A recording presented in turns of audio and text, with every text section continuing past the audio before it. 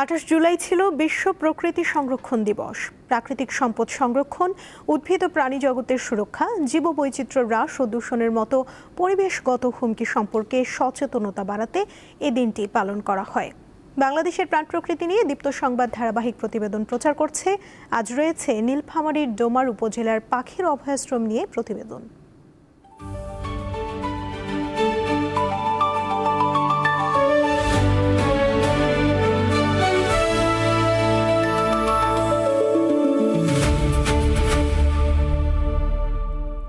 নীলফামারীর ডোমার উপজেলার চিলাহাটিতে গড়ে উঠেছে প্রায় 200 বছরের পুরনো পাখির অভয়াশ্রম। গ্রামটি এখন সবার কাছে পরিচিতি পেয়েছে পাখির গ্রাম হিসেবে। সেখানে পাখি দেখতে প্রতিদিন দূর দূরান্ত থেকে ভিড় করছেন দর্শনার্থী ও প্রকৃতি প্রেমীরা। যান্ত্রিক শহরের কোলাহল থেকে অনেক দূরে, যেখানে সকালে ঘুম ভাঙে হাজারো পাখির ডাকে। বলছি উত্তরের শান্ত জনপদ নীলফামারীর কথা। ভোরের আলো ফুটতেই চারিদিকে নীরবতা ভেঙে মেতে ওঠে প্রকৃতির এই চেনা সুর।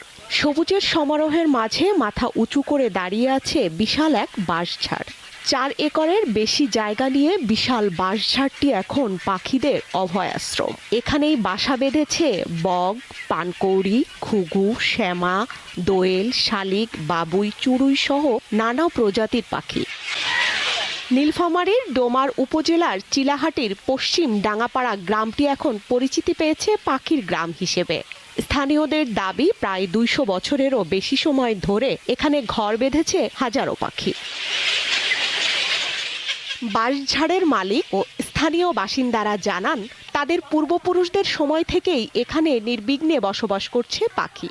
প্রতিদিন ভোরে পাখিদের কিচিরমিচির শব্দে ঘুম ভাঙে গ্রামবাসীর, আর সন্ধ্যা নামলে পাখির ডানার শব্দ আর কলকাকলিতে মুখরিত হয়ে ওঠে পুরো এলাকা। বাঁশঝাড়ের মধ্যে পাখি লাগে, সে পাখি আমরা কোথাও কাউকে দেই না এবং কাউকে মারতেও দেই না। পাখি অনেক দিন থেকে সংগ্রহ করে রাখি, তবে সরকার যদি আমাদের উপরে একটু লক্ষ্য রাখে তাহলে আমরা অনেক আগায় যাব। বিশাল এই পাখির অভয়ারণ্য দেখতে প্রতিদিনই বিভিন্ন এলাকা থেকে ভিড় করেন প্রকৃতিপ্রেমী ও দর্শনার্থীরা। আমি এখানে ছোটবেলা থেকে দেখতেছি যে অনেক পাখি আছে, বৈশাখ মাসে আবার বেশি হয়। অনেক দূর দূরান্ত থেকে মানুষ এসে দেখতে, আর আমাদেরও এলাকায় আছে এই পাখিগুলা, আমাদেরকেও দেখতে খুব ভালো লাগে।